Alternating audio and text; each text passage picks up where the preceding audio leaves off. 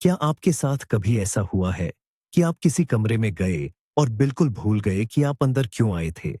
या फिर वह चश्मा जिसे आप ढूंढ रहे थे, वह हर वक्त आपके सिर पर ही रखा था? जाहिर है, हम सबके साथ ऐसा होता है और हम अक्सर इसे थकान या लापरवाही मानकर टाल देते हैं। लेकिन क्या हो, अगर ये छोटी-छोटी बातें महज मजेदार किस्से नहीं, बल्कि किसी बहुत बड़ी और गंभीर समस्या के पहले हल्के से संकेत यानी खतरे की घंटी हो? इस वीडियो में हम 20 ऐसी आदतों और व्यवहार में आए बदलावों पर बात करेंगे जो देखने में तो मामूली लगते हैं, पर ये डिमेंशिया के शुरुआती लक्षण हो सकते हैं। इनमें से कुछ बातें आपको बहुत हैरान करेंगी, क्योंकि उनका सीधी तरह से याददाश्त, मेमोरी से कोई लेना देना नहीं है। खुद को और अपने परिवार को बचाने के लिए किन चीजों पर ध्यान देना जरूरी है, ये जानने के लिए वीडियो को अंत तक जरूर देखें। क्या आप अपनी जांच के लिए तैयार हैं? तो आइए शुरू करते हैं। इससे पहले कि हम लक्षणों की सूची पर जाएं, आइए समझते हैं कि डिमेंशिया आखिर है क्या। कई लोग गलती से इसे सिर्फ बुढ़ापे की भूलने की बीमारी मान लेते हैं, जबकि यह एक बहुत बड़ा विषय है। डिमेंशिया कोई एक बीमारी नहीं है, बल्कि यह एक सिंड्रोम के लिए इस्तेमाल होने वाला सामान्य शब्द है, जिसमें याददाश्त, सोचने की क्षमता, व्यवहार और रोजमर्रा के काम करने की योग्यता धीरे धीरे कम, गिरावट होने लगती है। कल्पना कीजिए कि आपका दिमाग एक बहुत ही जटिल कंप्यूटर है और डिमेंशिया एक ऐसा वायरस है जो धीरे धीरे इसकी ऑपरेटिंग सिस्टम को खराब कर रहा है। अल्जाइमर रोग डिमेंशिया का सबसे आम कारण है और यह लगभग 60 से 70% मामलों के लिए जिम्मेदार है। सबसे जरूरी बात जो हमें समझनी है वो यह है कि डिमेंशिया अचानक शुरू नहीं होता। यह बहुत धीरे धीरे आता है और इसके शुरुआती लक्षण अक्सर हमारे स्वभाव या तनाव के रूप में छिप जाते हैं। इसीलिए शुरुआती पहचान, अर्ली डायग्नोसिस बहुत महत्वपूर्ण है। हम जितनी जल्दी इन संकेतों को पहचानेंगे, हमारे पास इस प्रक्रिया को धीमा करने और इन बदलावों के साथ तालमेल बिठाने का उतना ही ज्यादा समय होगा। सबसे पहले हम एक बहुत ही खास और जरूरी निशानी की बात करते हैं, और वो है जानी पहचानी चीजों को करने में मुश्किल महसूस होना। देखिए, नई चीजें सीखने में दिक्कत आना तो अलग बात है, लेकिन हम बात कर रहे हैं उन कामों की जो आप बरसों से बिना सोचे समझे, यानी कि ऑटोमेटिक तरीके से करते आए हैं। जरा सोचिए, कोई बुजुर्ग जो सारी जिंदगी घर का लजीज खाना बनाते आए हैं, मान लीजिए वो रोज की दाल सब्जी बना रहे हैं और अचानक वो मसालों की तरतीब भूल जाते हैं, या फिर ये भूल जाते हैं कि क्या चीज पहले डालनी थी, या फिर काफी देर तक हैरान होकर पतीले के सामने खड़े रहते हैं, या फिर एक अनुभवी ड्राइवर जो अपने घर से मंदिर या गांव तक के रास्ते पर सैकड़ों बार गया है, वह अचानक उस जानी पहचानी राह पर घबरा जाता है और रास्ता भटकने लगता है। यह परेशानी छोटी चीजों में भी दिख सकती है, जैसे कि T.V का रिमोट, जिसे कल तक चलाना बहुत आसान था, अब वो समझ नहीं आ रहा, या फिर वॉशिंग मशीन के बटनों में उलझन हो रही है। इसकी खास वजह है हमारे हुनर और आदतों को संभालने वाली याददाश्त की व्यवस्था में गड्ढबद्धि आना। इसे हम प्रोसीजरल मेमोरी कहते हैं। जब यह सिस्टम बिगड़ने लगता है, तो आसान से आसान काम जो हम बिना सोचे करते थे, उसमें भी दिमाग को बहुत ज्यादा मेहनत करनी पड़ती है। यह सिर्फ भूलने की आदत नहीं है, यह इस बात का संकेत है कि दिमाग अब जटिल और लंबी तरतीब वाले कामों को ठीक से जोड़ नहीं पा रहा है। दूसरा जरूरी संकेत है चीजों की योजना बनाने और समस्याएं सुलझाने में दिक्कत आना।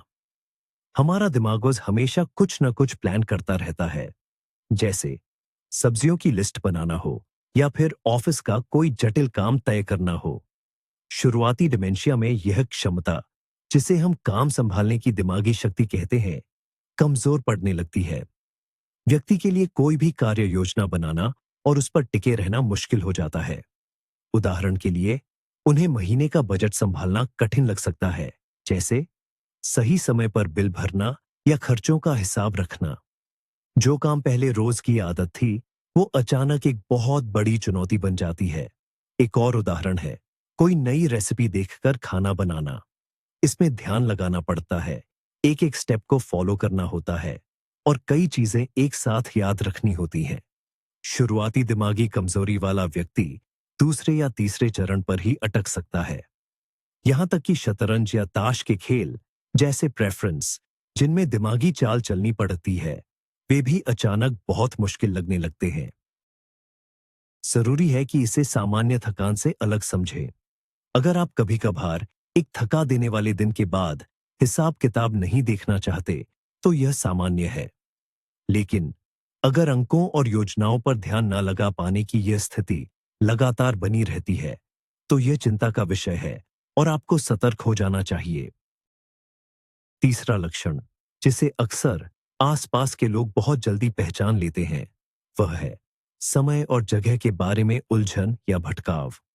ये केवल यह भूल जाने से कहीं ज्यादा गंभीर है कि आज कौन सा दिन है। हम में से कई लोग, खास तौर पर छुट्टियों या वीकेंड पर, अक्सर ऐसा भूल जाते हैं। लेकिन डिमेंशिया की शुरुआत में व्यक्ति न सिर्फ दिन, बल्कि महीने और मौसम तक का हिसाब भूल सकता है। वह शायद जुलाई में ही नए साल की तैयारी शुरू कर दे या रविवार को उस बस का इंतजार करे जिसका टाइम टेबल बदल चुका है। जगह, स्थान को लेकर यह उलझन और भी चिंताजनक तरीके से सामने आती है।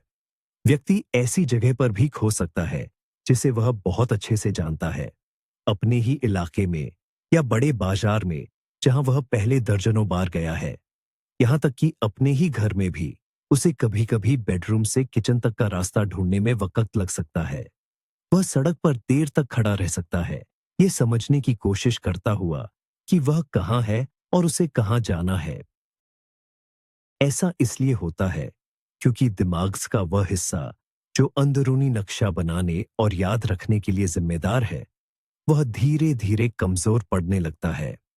ऐसे पल व्यक्ति में बहुत ज्यादा तनाव, डर और घबराहट पैदा करते हैं और इसी वजह से वह अकेले घर से बाहर निकलने से बचने लगता है। अब हम बात करेंगे एक ऐसे लक्षण की जिसे अक्सर लोग मस्तिष्क के काम से सीधे तौर पर नहीं जोड़ते हैं। यह है दृश्य, विजुअल जानकारी को ठीक से समझ पाने में कठिनाई। हमारी आंखें तो पूरी तरह ठीक हो सकती हैं, लेकिन मस्तिष्क, दिमाग को जो तस्वीर मिलती है, उसे ठीक से प्रोसेस करने में वह चूकने लगता है। ऐसे में व्यक्ति को दूरी का अंदाजा लगाने, रंगों की पहचान करने या चीजों में अंतर, कॉन्ट्रास्ट को पहचानने में मुश्किल होने लगती है। गाड़ी चलाते समय यह समस्या और भी गंभीर बन जाती है। उदाहरण के लिए, आगे चल रही गाड़ी से दूरी का सही अनुमान लगाना या सड़क पर पैदल यात्रियों को समय पर देखना मुश्किल हो सकता है। रोजमर्रा के जीवन में इसके लक्षण ऐसे दिखते हैं। व्यक्ति मेज के बजाय बगल में कप रखकर पेय गिरा सकता है या सीढ़ी की ऊंचाई का गलत अंदाजा लगाने के कारण समतल जमीन पर भी ठोकर खाकर गिर सकता है। इसका एक और महत्वपूर्ण पहलू है चेहरे पहचानने में परेशानी। हो सकता है कि व्यक्ति अपने पुराने परिचितों या दूर के रिश्तेदारों को भी न पहचान पाए। ज्यादा गंभीर मामलों में वह दर्पण, आईने में अपना ही प्रतिबिंब देखकर उसे कोई अजनबी समझ सकता है और खुद को पहचान नहीं पाता। ध्यान दें कि यह समस्या कमजोर दृष्टि से जुड़ी हुई नहीं है, जिसे चश्मे से ठीक किया जा सके। यह विशेष रूप से मस्तिष्क द्वारा दृश्य संकेतों की व्याख्या, इंटरप्रिटेशन करने की समस्या है। इसलिए अगर आपका कोई प्रियजन बार बार दृष्टि, नजर की शिकायत करता है, लेकिन नेत्र विशेषज्ञ, आंखों का डॉक्टर कोई शारीरिक समस्या नहीं बताते हैं, तो आपको तुरंत उनकी अन्य संज्ञानात्मक कार्यों, दिमाग की अन्य प्रक्रियाओं पर ध्यान देने की जरूरत है। पांचवा लक्षण है बोलने और लिखने दोनों में दिक्कतें आना। हम सब कभी कभी कोई शब्द भूल जाते हैं और कहते हैं, वो क्या बोलते हैं उसको। लेकिन जब डिमेंशिया शुरू हो रहा होता है, तो ऐसा बार बार होता है और यह रोजमर्रा की सबसे आसान चीजों के साथ भी होता है। व्यक्ति बात करते करते बीच में रुक जाता है, साधारण चीजों जैसे चम्मच या चाबियों का नाम याद करने की कोशिश करता है। वो भूले हुए शब्दों की जगह उस चीज का वर्णन करने लगता है, जैसे वो कहेगा, जरा मुझे वो चीज देना जिससे सूप पीते हैं। उनकी बातचीत की रफ्तार कम हो सकती है और बीच बीच में लंबे लंबे गैप्स, पॉजेज आ सकते हैं। साथ ही उन्हें बातचीत का धागा पकड़ना मुश्किल लगने लगता है, खासकर अगर कई लोग एक साथ बात कर रहे हों। वो बार बार सवाल दोहरा सकते हैं, अपनी बात भूल सकते हैं या फिर बेमेल, इरेलेवेंट जवाब दे सकते हैं। ऐसा इसीलिए होता है क्योंकि दिमाग में जो बोलने वाले केंद्र हैं, उन पर असर पड़ने लगता है। लिखने में भी ऐसी ही दिक्कतें आती हैं। लिखावट इतनी खराब हो सकती है कि उसे पढ़ना मुश्किल हो जाए। लेख में व्याकरण, ग्रामर और वर्तनी, स्पेलिंग की ऐसी गलतियां आने लगती हैं जो पहले कभी नहीं होती थीं। व्यक्ति को कागज पर अपने विचार व्यक्त करने में भी कठिनाई होती है, जैसे कोई छोटा सा बधाई संदेश, ग्रीटिंग मैसेज या कोई मामूली नोट स्लैश चिट्ठी लिखने में। अब छठी निशानी की बात करते हैं। इसमें व्यक्ति लगातार चीजें भूलने लगता है और सबसे बड़ी दिक्कत यह है कि वह यह याद नहीं कर पाता कि उसने कोई चीज कहाँ रखी थी या उसे ढूंढने के लिए पिछली कड़ी को कैसे जोड़े। चाबी या फोन खो जाना तो आम बात है, रोजमर्रा की जिंदगी में होता रहता है। सामान्य तौर पर हम क्या करते हैं? हम अपने दिमाग में पूरे दिन को दोहराते हैं। अच्छा, मैं घर आया, बैग यहां रखा, तो चाबी आसपास ही कहीं होगी। लेकिन जो लोग शुरुआती डिमेंशिया से गुजर रहे होते हैं, वह यह तार्किक शक्ति खो देते हैं। वह घटनाओं की इस कड़ी को वापस नहीं जोड़ पाते। पर बात यहीं खत्म नहीं होती। चीजें अजीबोगरीब और बिल्कुल गलत जगहों पर मिलने लगती हैं। जैसे हो सकता है कि आपको टीवी का रिमोट फ्रिज के अंदर मिले या आपका बटुआ किसी खाली पतीले में पड़ा हो। यह महज भुलक्कड़पन नहीं है, यह तार्किक सोच, लॉजिकल थिंकिंग में आई गड़बड़ी के कारण होता है। धीरे धीरे इसी वजह से उस व्यक्ति में शक पैदा होने लगता है।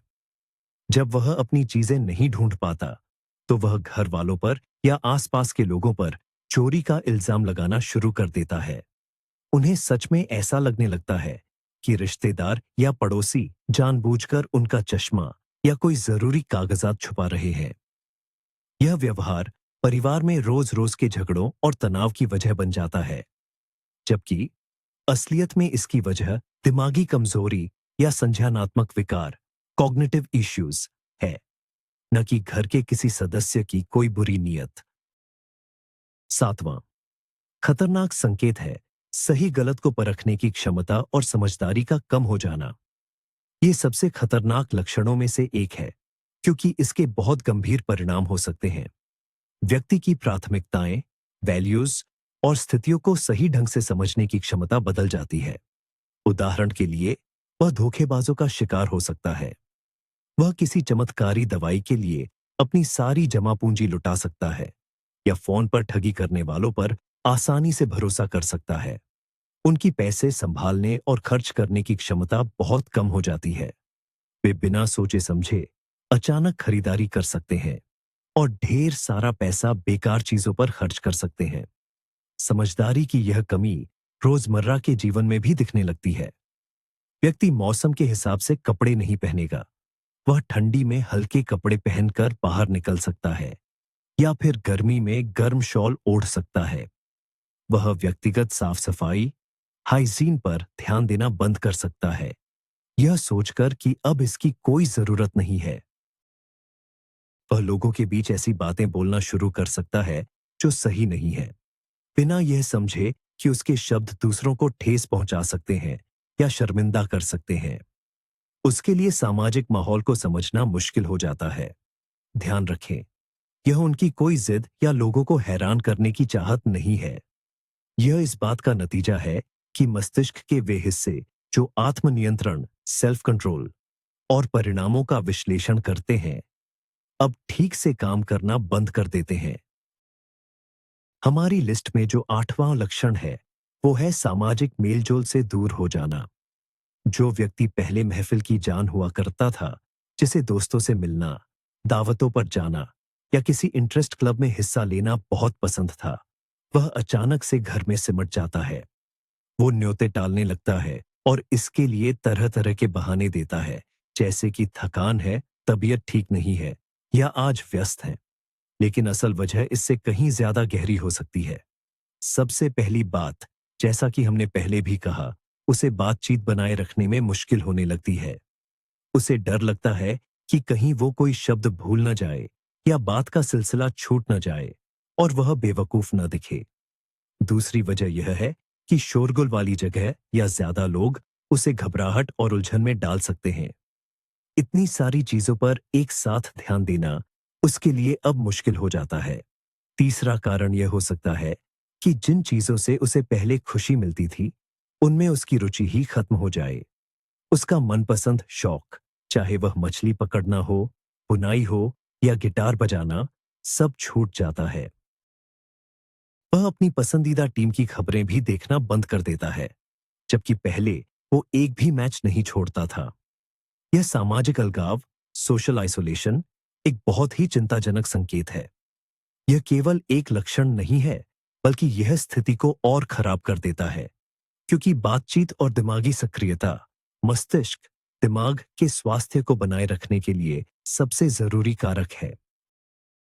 नौवां नौवां लक्षण, जो अक्सर घर परिवार वालों के लिए सबसे ज्यादा दुखदाई होता है, वह है व्यक्ति के मिजाज और स्वभाव में तेजी से बदलाव आ जाना। जिस इंसान को आप पूरी जिंदगी जानते थे, वह अब पहचान में ही नहीं आता। जो सदस्य पहले शांत और नेकदिल हुआ करता था, वह अचानक बहुत चिड़चिड़ा, शकी या कभी-कभी तो हिंसक भी हो सकता है। वह बिना किसी वजह के भी आसानी से घबरा जाते हैं, परेशान हो जाते हैं या रोने लगते हैं। अक्सर उनके मन में बेबुनियाद, बेकार का डर और बेचैनी पैदा हो जाती है। हो सकता है कि अब उन्हें अकेले घर में रहने से डर लगे या बाहर निकलने से भी घबराहट हो। शक करना, संदेह एक और आम बात है। वह चीजें छिपाने लग सकते हैं या परिवार वालों पर ही उनके खिलाफ साजिश रचने का इल्जाम लगा सकते हैं। कभी-कभी व्यक्तित्व में यह बदलाव आता है कि वह हमदर्दी, संवेदना खो देते हैं। व्यक्ति बहुत ज्यादा खुदगर्ज, अपने बारे में सोचने वाला हो जाता है और दूसरों की, यहां तक कि सबसे करीबी लोगों की भी परेशानियों या एहसासों की परवाह नहीं करता। यह समझना बहुत जरूरी है कि उनका स्वभाव खराब नहीं हुआ है, बल्कि यह दिमाग में हो रहे जैविक बदलावों, ऑर्गेनिक चेंजेस का सीधा नतीजा है। खासकर दिमाग के अगले हिस्से, फ्रंटल लोब्स में, जो हमारी भावनाओं और सामाजिक व्यवहार को नियंत्रित करता है। यह बदलाव न सिर्फ आसपास के लोगों के लिए, बल्कि खुद उस व्यक्ति के लिए भी बहुत तकलीफदेह होते हैं, जो अक्सर समझ ही नहीं पाता कि उसके साथ क्या हो रहा है। 10वां नुक्ता, यानी 10वीं बात, पहले बताई गई बातों से जुड़ी हुई है, पर इस पर खास ध्यान देना जरूरी है। यह है उदासीनता और किसी भी चीज में पहल न कर पाना। व्यक्ति का मन हर छोटी बड़ी चीज से हट जाता है। उसे फर्क ही नहीं पड़ता कि खाने में क्या मिलेगा, कौन सी फिल्म देखनी है या टहलने कहाँ जाना है। सब कुछ एक जैसा लगता है। वो घंटों एक कुर्सी पर बैठा रह सकता है, बस एक ही जगह देखता रहेगा, या फिर बिना किसी मकसद के टीवी के चैनल बदलता रहेगा। जिन चीजों से उन्हें पहले बहुत खुशी मिलती थी, जैसे कि पोते पोतियों से बातें करना, बागवानी करना या किताबें पढ़ना, अब वो उन्हें जरा भी खुश नहीं कर पाती। कोई भी काम शुरू करने के लिए, यहां तक कि रोजमर्रा के सबसे आसान काम, जैसे नहाना या खाना बनाना, उन्हें बाहर से एक बहुत बड़े धक्के या जबरदस्त प्रेरणा की जरूरत पड़ती है। उन्हें बार बार उकसाना पड़ता है, प्रेरित करना पड़ता है। बाहर से देखने पर यह आलस या शायद डिप्रेशन, अवसाद जैसा लग सकता है। हाँ, यह सच है कि उदासीनता डिप्रेशन का एक लक्षण है, लेकिन भूलने की बीमारी, डिमेंशिया के संदर्भ में इसकी वजह अलग होती है। यह सिर्फ उदास मन नहीं है, बल्कि यह अंदरूनी प्रेरणा, वो इंजन जो हमें काम करने के लिए मजबूर करता है, उसका खो जाना है।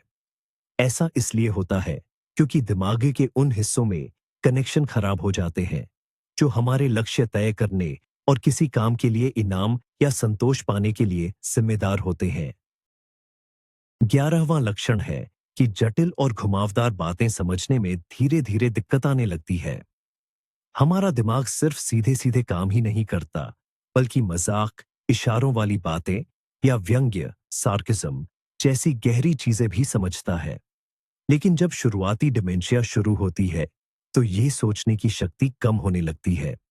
ऐसी स्थिति में वह व्यक्ति शायद चुटकुलों को समझना बंद कर दे और हर बात को सीधा यानी लिटरल समझने लगे। अगर कोई मजाक में या ताने से कोई बात कह दे, तो वह बुरा मान सकता है, क्योंकि उसे लगता है कि यह बात सच्ची है। उन्हें मुहावरों या कहावतों का छुपा हुआ मतलब समझना भी मुश्किल हो जाता है। यह परेशानी तब भी दिखती है जब उन्हें वित्तीय, पैसे से जुड़े या कानूनी दस्तावेज समझने पड़ते हैं, जिनके लिए विश्लेषण और तथ्यों को एक साथ जोड़ना जरूरी होता है। उदाहरण के लिए, बैंक में पैसा जमा करने के नियमों को समझना या फिर कोई नया गैजेट चलाने की हिदायत, इंस्ट्रक्शन को जानना उनके लिए बहुत मुश्किल काम बन जाता है। इसके अलावा उन्हें जानकारी को इकट्ठा करने या उसका सामान्यीकरण, जनरलाइजेशन करने में भी समस्या होती है। अगर आप उनसे पूछे कि कुर्सी, मेज और अलमारी को एक शब्द में क्या कहेंगे, तो वह शायद घबरा जाए और फर्नीचर या घर का सामान जैसे शब्द तक न पहुंच पाए। ऐसा इसलिए होता है क्योंकि दिमाग के जो हिस्से सबसे ऊंचे दर्जे के और जरूरी काम करते हैं, वे सबसे पहले कमजोर होने लगते हैं। 12वां लक्षण, जो अक्सर लोगों को गुस्सा दिला देता है, मगर जिस पर गौर करना बहुत जरूरी है, वो है एक ही सवाल को या एक ही किस्से को बार बार दोहराना। क्या होता है, कोई आपसे समय पूछता है और ठीक 5 मिनट बाद वही सवाल दोहराता है, जैसे उन्होंने आपका जवाब सुना ही न हो।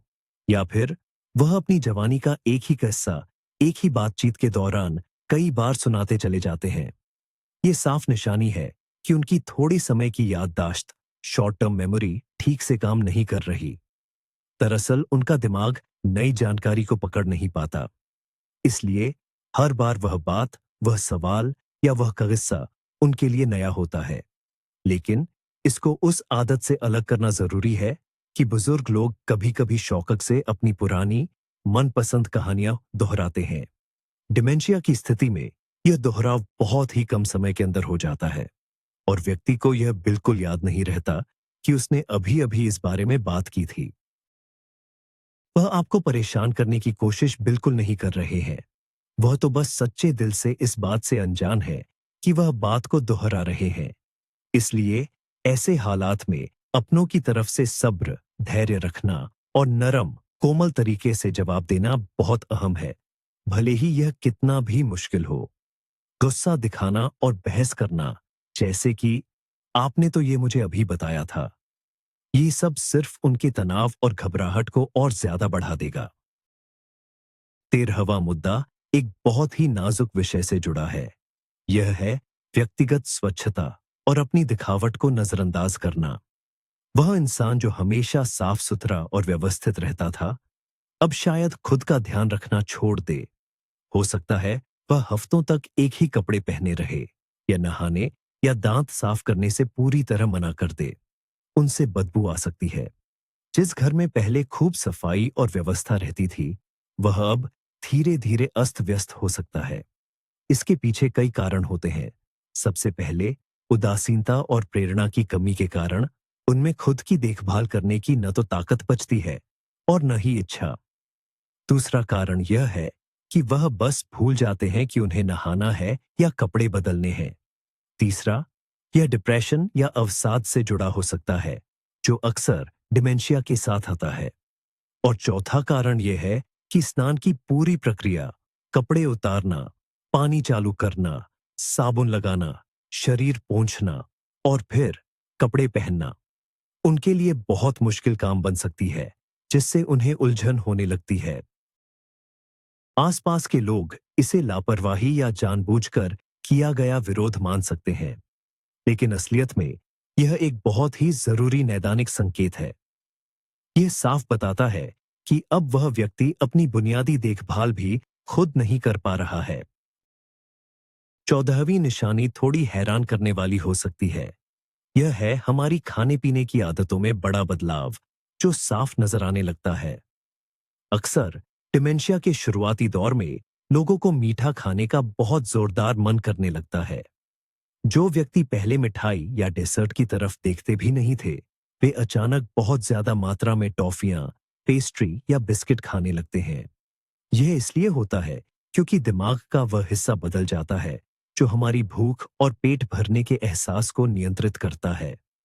बाकी तरह के बदलाव भी आ सकते हैं। उदाहरण के लिए, व्यक्ति यह भूल जाता है कि उसने अभी अभी खाना खाया है और थोड़ी ही देर में वह फिर से खाना मांगने लगता है। या फिर इसका उल्टा भी होता है, वह व्यक्ति खाने में पूरी तरह से रुचि खो देता है और तेजी से कमजोर होकर वजन घटाने लगता है। कुछ मरीज ऐसी चीजें खाने लगते हैं जो खाने लायक नहीं होती, जैसे कागज या मिट्टी। ये एक बहुत खतरनाक लक्षण है जिसे चिकित्सकीय भाषा में पिकासिज्म कहा जाता है। साथ ही खाने का जायका भी बदल सकता है। जो पकवान पहले बेहद पसंद थे, अब उनसे घिन आने लगती है, और जो चीजें पहले नापसंद थीं, वे अचानक बहुत अच्छी लगने लगती हैं। खाने पीने में आए ये बदलाव महज एक लक्षण नहीं है, बल्कि ये मरीज की हालत को और बिगाड़ सकते हैं, क्योंकि असंतुलित खानपान हमारे पूरे शरीर के काम पर बुरा असर डालता है, और इसमें हमारा मस्तिष्क भी शामिल है। 15वां लक्षण है बदलाव को स्वीकार करने में मुश्किल आना। देखिए, हम सभी इंसान कुछ हद तक आदत से मजबूर होते हैं। जब सब कुछ जाना पहचाना हो और पुरानी ढर्रे पर चल रहा हो, तो हमें सुकून महसूस होता है। लेकिन जिस व्यक्ति को डिमेंशिया की शुरुआत हो रही है, उसके लिए कोई भी बदलाव, चाहे वह कितना भी छोटा क्यों न हो, बहुत बड़े तनाव और घबराहट का कारण बन सकता है। रोजमर्रा की दिनचर्या का बिगड़ जाना, किसी नई जगह पर जाना, घर में मेहमानों का आ जाना, या यहां तक कि कमरे में फर्नीचर की जगह बदल देना भी उन्हें पूरी तरह से विचलित कर सकता है। ऐसे में उनके लिए एक पक्की और जानी पहचानी रूटीन, यानी नियमित क्रम और घर का माहौल बेहद जरूरी हो जाता है। अचानक हुए बदलाव के लिए दिमाग को तेजी से नई जानकारी समझने और फैसले लेने की क्षमता चाहिए, और डिमेंशिया में यही क्षमता कम हो जाती है। इसलिए वह व्यक्ति स्वाभाविक रूप से हर जानी पहचानी चीज को एक सहारे की तरह पकड़ लेता है। अगर आप देखते हैं कि आपका कोई प्रियजन बहुत जिद्दी हो गया है, वह किसी भी नई चीज को मानने से मना करता है, और जब कुछ प्लान के हिसाब से नहीं होता, तो बहुत ज्यादा परेशान और उत्तेजित हो जाता है, तो ये संकेत हो सकता है कि उनकी अनुकूलन यानी अडेप्ट करने की क्षमता कम हो रही है।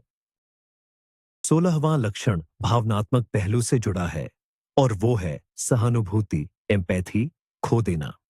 सहानुभूति का मतलब है किसी के दुख दर्द में शामिल होना, उसके एहसासों को समझना और हालात को उसकी नजर से देखना। यह दिमाग का एक बहुत ही जटिल, कॉम्प्लेक्स और जरूरी कार्य है। डिमेंशिया होने पर, खासकर जब यह फ्रंटोटेम्पोरल डिमेंशिया होता है, तब यह क्षमता खत्म हो सकती है। ऐसा व्यक्ति ज्यादा स्वार्थी हो जाता है और अपनों के दुखों या तकलीफों की कोई परवाह नहीं करता। वह किसी रोते हुए व्यक्ति पर बेरहम मजाक कर सकता है, या खुले तौर पर इस बात को नजरअंदाज कर सकता है कि उसके शब्द या काम दूसरों को कितनी तकलीफ पहुंचा रहे हैं।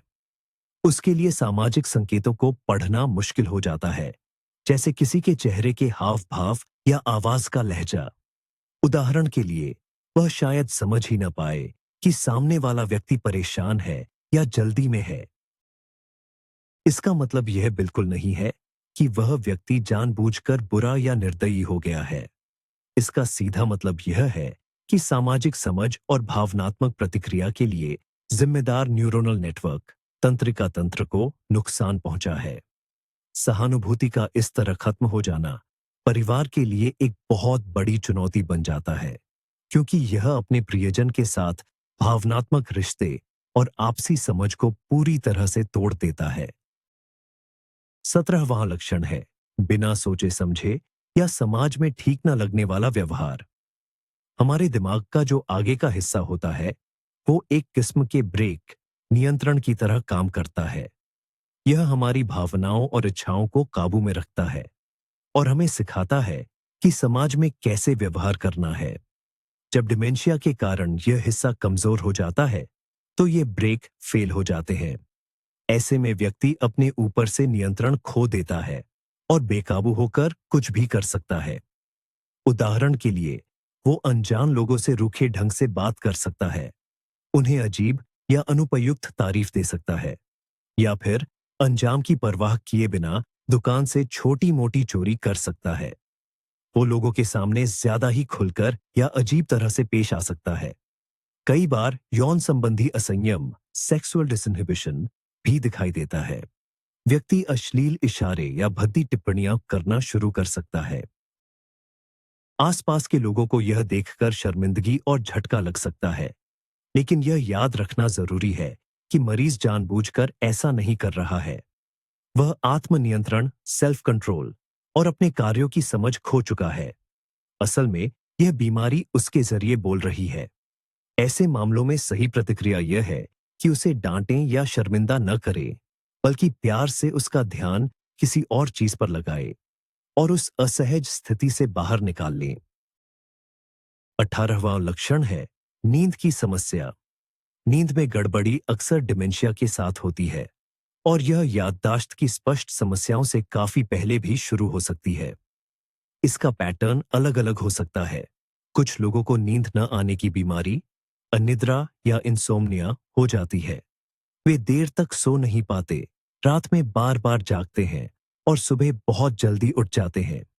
वहीं कुछ दूसरे लोग दिन भर बहुत ज्यादा ऊँघते रहते हैं। लेकिन सबसे खास और पहचानने वाला लक्षण है जिसे सनडाउनिंग सिंड्रोम कहा जाता है। शाम होते ही जब अंधेरा छाने लगता है तो मरीज की बेचैनी, घबराहट, मानसिक भ्रम, कंफ्यूजन और यहां तक कि गुस्सा भी बढ़ने लगता है। वे बिना किसी मकसद के घर में इधर उधर टहलना शुरू कर सकते हैं या बाहर जाने की कोशिश कर सकते हैं।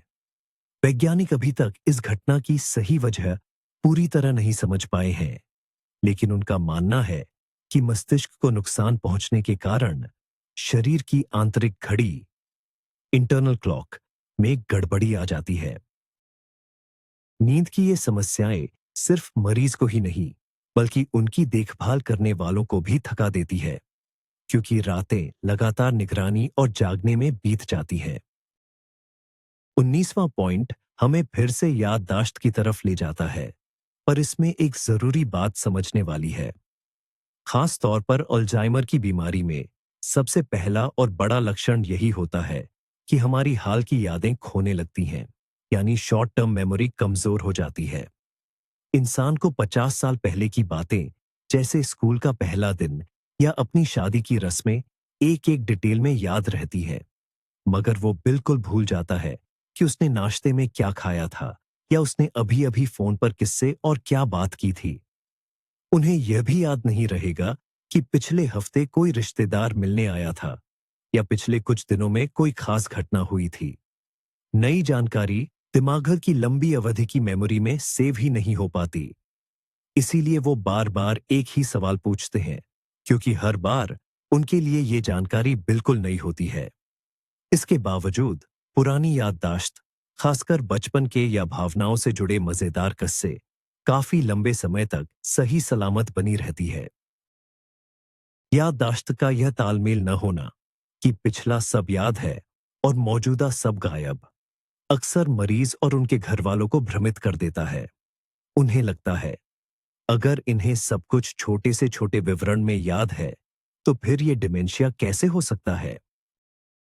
और आखिर में 20वीं निशानी, जिसके बारे में हमने थोड़ा सा पहले भी बात की थी, लेकिन इसे अलग से समझना बहुत जरूरी है, वह है जानी पहचानी जगहों पर भी रास्ता खोजने में दिक्कत होना। हमने जिक्र किया था कि मरीज अपने ही मोहल्ले या इलाके में भटक सकता है, लेकिन यह समस्या छोटे पैमाने पर भी दिख सकती है। मिसाल के तौर पर, जिस सुपरमार्केट से वह हर हफ्ते सामान खरीदते हैं, वहां भी उन्हें सही सेक्शन ढूंढने में मुश्किल हो सकती है, या फिर किसी बड़े अस्पताल में डॉक्टर के कमरे से बाहर निकलने का रास्ता वापस ढूंढने में उन्हें परेशानी हो सकती है। इसका सीधा संबंध दिमाग की उस क्षमता से है जो हमें चीजों को स्थानिक रूप से समझने और जानी पहचानी वस्तुओं के सहारे रास्ता पहचानने में मदद करती है। व्यक्ति अपनी दिशा का ज्ञान खो देता है। यह उन शुरुआती क्षमताओं में से एक है जो सबसे पहले खराब होने लगती है, और इसका सीधा संबंध हिप्पोकैम्पस नाम के दिमाग के उस हिस्से से है जो हमारी याददाश्त और रास्ता खोजने की शक्ति संभालता है। अल्जाइमर की बीमारी में यह हिस्सा सबसे पहले प्रभावित होता है। इसलिए अगर आपका कोई करीबी जो हमेशा से रास्ता बताने में माहिर था, यानी एक अच्छा नेविगेटर था, अचानक भटकने लगे और जगह पहचानने में मदद मांगने लगे, तो यह सचमुच चिंता की एक गंभीर वजह है। तो हमने 20 अलग-अलग लक्षणों पर बात की, जो डिमेंशिया, दिमागी कमजोरी की शुरुआत की तरफ इशारा कर सकते हैं। जैसा कि आपने देखा, यह सिर्फ याददाश्त की परेशानी नहीं है। इसमें स्वभाव में बदलाव, योजना बनाने में दिक्कत, उदासीनता और लोगों से मिलने-जुलने में कमी भी शामिल है। सबसे जरूरी बात जो समझनी है, वो यह है कि अगर इस सूची में से 1 या 2 लक्षण हैं, तो घबराइए मत। हम सब कभी-कभी चीजें भूल जाते हैं, थके हुए या चिड़चिड़े हो जाते हैं। लेकिन अगर आप खुद में या अपने किसी करीबी में इन लक्षण का एक मजबूत मेल कॉम्बिनेशन देखते हैं, जो समय के साथ बिगड़ता जा रहा है और रोजमर्रा की जिंदगी में रुकावट डाल रहा है, तो इसे नजरअंदाज करना बिल्कुल ठीक नहीं है। और अब सबसे खास बात, इनमें से कई लक्षण तो ऐसी वजहों से भी हो सकते हैं जिनको पूरी तरह से ठीक किया जा सकता है, जैसे कि तनाव, डिप्रेशन, विटामिन B12 की कमी, थायराइड की परेशानी या फिर दवाइयों के साइड इफेक्ट्स। यह सब भी डिमेंशिया जैसा लग सकता है। इसीलिए सबसे पहला और जरूरी कदम यह नहीं है कि आप इंटरनेट वीडियो देखकर खुद ही बीमारी का पता लगा लें, बल्कि यह है कि आप डॉक्टर से पूरा मेडिकल चेकअप करवाएं। सिर्फ एक विशेषज्ञ, स्पेशलिस्ट ही जरूरी टेस्ट कर सकता है और इन बदलावों की असली वजह पता लगा सकता है। शुक्रिया कि आपने इस जरूरी वीडियो को आखिर तक देखा। अगर ये जानकारी आपको फायदेमंद लगी हो, तो कृपया लाइक करें और चैनल को सब्सक्राइब करें। इसे उन लोगों के साथ जरूर शेयर करें जिनकी आप परवाह करते हैं, क्योंकि जानकारी ही दिमाग के स्वास्थ्य की लड़ाई में हमारा सबसे बड़ा हथियार है। और कमेंट बॉक्स में लिखकर बताएं कि इन लक्षणों में से कौन सा आपको सबसे ज्यादा हैरान करने वाला लगा। क्या आपने ऐसी स्थितियों का सामना किया है? आइए इस पर मिलकर चर्चा करें। अपना और अपने करीबियों का ख्याल रखें।